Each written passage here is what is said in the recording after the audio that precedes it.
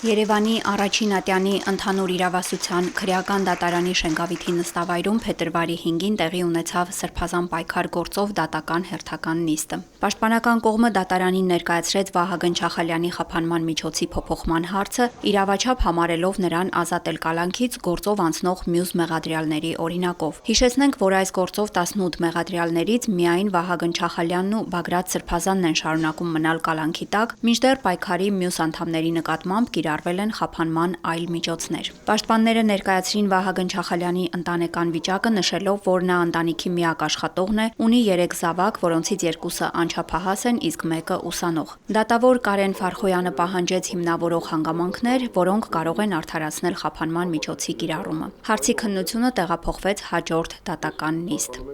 3 ապացույց ներկայացնել դատարանին, առաջինը Նիստի հաջորդ հատվածում պաշտպանական կողմը ներկայացրեց ապացույցների ծավալը։ Դրանք հիմնականում գաղտնալսված եւ հրապարակված հեռախոսազրույցների սղագրությունների այն հատվածներն էին, որոնց մոնտաժված տարբերակները հիմք էին հանդիսացել մեղադրանքի համար։ Պաշտպան Հովհաննես Խուդոյանը միջնորդեց Բագրատ Սրբազանի եւ մյուսների գործով դատարան հրավիրել ու հարցաքննել ԱԺ Հայաստան խմբակցության падգամավորներ Գառնիկ Դանիելյանին եւ Հովհաննես Ավետիսյանին, որոնք ըստ Խուդոյանի իրենց ցուցմունքներով կհայտնեն հանգամանքներ, որոնք կհերքեն առաջադրված մեղադրանքները։ Խուդոյանը միջնորդություն ներկայացրեց նաև հարցաքննել քննչական կոմիտեի նախագահին եւ գլխավոր դատախազին։ Քանի որ իրենք պնդումներ են կատարել, տվյալներ են հաղորդել, որոնք քրեական վարույթի նյութերում մենք չենք հանդիպել, ուզում ենք հասկանալ այդ տվյալները իրենց որտեղից արդյոք եղել են վարույթում տենց տվյալներ դուրս են բերվել, թե իրենք ուղղակի հնարել են այդ տվյալները։ Օրինակ քննչական կոմիտեի նախագահը ասել է, որ Բագրատ Սրբազանի ձեռքով գրված փաստաթուղթ կա գործում։ Հիմա մենք գործում չունենք որևէ ձեռագրապանական փաստաթուղթ եւ ես գիտեմ, որ իր ձեռքով գրված այդպիսի փաստաթուղթ չկա։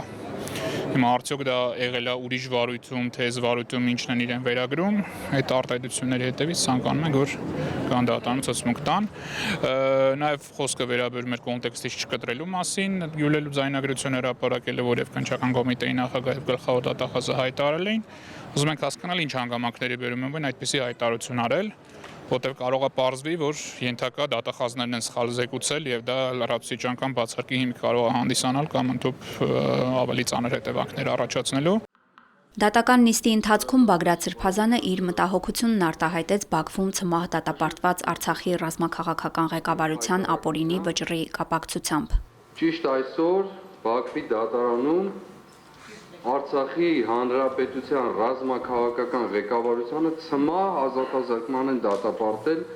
ամոթ այն ամբողջ հասարակական եւ ոչ հասարակական քաղաքական ու պետական մտքին, ովքեր աջակից են եղել այս ամբողջ գործընթացին։ Նախ Բաքվի դատավարությունը ամբողջովին ֆարս է եւ մենք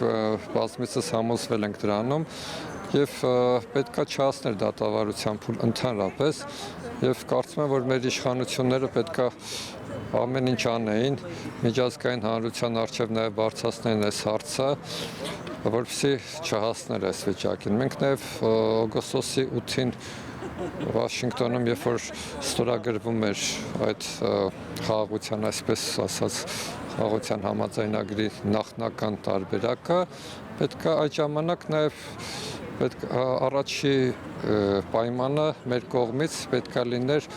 Բաքվի գտնվող մեր հայրենակիցների բոլորի ազատ արձակման հարցը։ Այս օրերին էլ իմացանք, որ գնդերեցները արդեն զինված ուժերում չեն ծառայելու, այսինքն չի լինելու հոգևոր սպասավորություն զինված ուժերում եւ փորձել են իրենք էլ հոգևորականներին իրենց ձեռքի տակ վերցնել, ինչ որ առաջարկներ են արել։ Դատավարությունից առաջ էլ նշեցի, հիմա էլ հաստատապես կասեմ, որ հոգևորականը մարդուն չի ծառայում, մարդու ձեռքի տակ չի, Աստծուն է ծառայում, իսկ այն հոգևորականը, որ արդեն մարդու ձեռքի տակ մտավ, նա արդեն հոգևորական չի։ Սրբազան պայքարի գործով հաջորդ դատական նիստը կկայանա փետրվարի 12-ին ժամը 15-ին Երևանի առաջին ատյանի ընդհանուր իրավասության քրեական դատարանի Շենգավիթի նստավայրում։ Լուսինե Բալյան, Գևորգ Ավագյան, Եկեղեցական կյանք։